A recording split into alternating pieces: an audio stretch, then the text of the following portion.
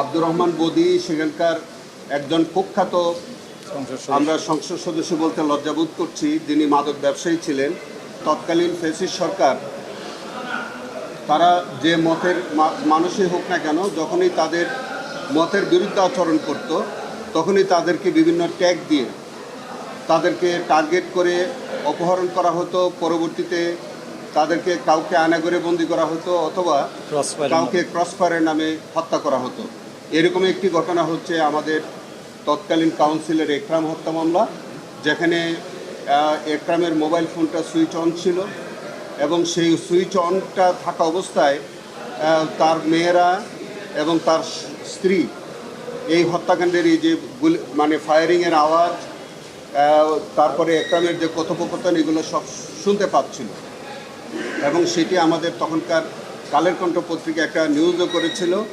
এই সমস্ত কিছু আমরা আলামত হিসেবে নিয়েছি। এই মামলার মধ্যে প্রত্যক্ষদর্শী সাক্ষী সহ বিভিন্ন সার্কামস্টেন্সিয়াল এভিডেন্স, এগুলোর ভিত্তিতে সেখানে আমাদের সুপিরিয়র রেসপন্সিবিলিটি হিসাবে শেখ হাসিনা,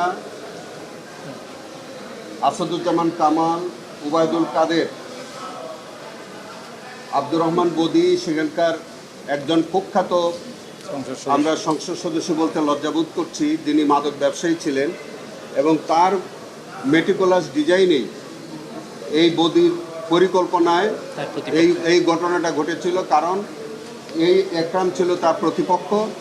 এবং এটাও আপনাদেরকে একটু অবহিত করে রাখি, এটা পরবর্তীকালে আপনারা হয়তো সাক্ষ্য প্রমাণে আসবে দেখবেন যে একরামকে হত্যা করার পর তার সম্পত্তি কিন্তু এই বদি তার সম্পত্তি বিভিন্ন কৌশলে আত্মসাৎ করেছিল এবং নেপথ্যের নায়ক ছিল সেই আব্দুর রহমান বদি।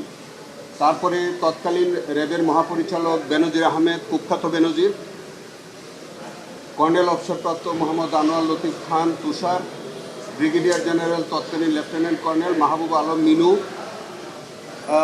ব্রিগেডিয়ার জেনারেল তৎকালীন লেফটেন্যান্ট কর্নেল মিফতাউদ্দিন আহমেদ, মেজর অবসরপ্রাপ্ত রুহুল আমিন ওরফে রাজন, স্কোয়াড্রন লিডার নাজমুস সাকিব ওরফে মাহমুদ ওরফে রাজু এবং লেফটেন্যান্ট কমান্ডার মোহাম্মদ আশিকুর রহমান ওরফে সৈকত।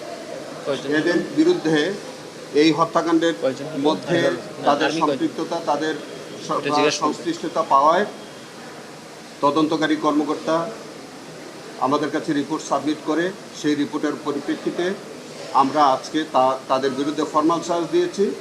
এবং সেই ফর্মাল চার্জের পরিপ্রেক্ষিতে আমাদের মাননীয় ট্রাইব্যুনাল 2 আসামিদের বিরুদ্ধে অভিযোগ আমলে নিয়েছেন। সেখানে বেশ কয়েকজন আসামি গ্রেফতার ইতিমধ্যে আছে, তাদেরকে শোন অ্যারেস্ট করা হয়েছে এবং যারা পলাতক আছে তাদের বিরুদ্ধে গ্রেফতারি পরোয়ানা দেওয়া হয়েছে। সেই মামলাটিও আগামী 25 আর 26 তারিখে আপনার পরবর্তী কার্যক্রমের জন্য দিন ধার্য করা হয়েছে।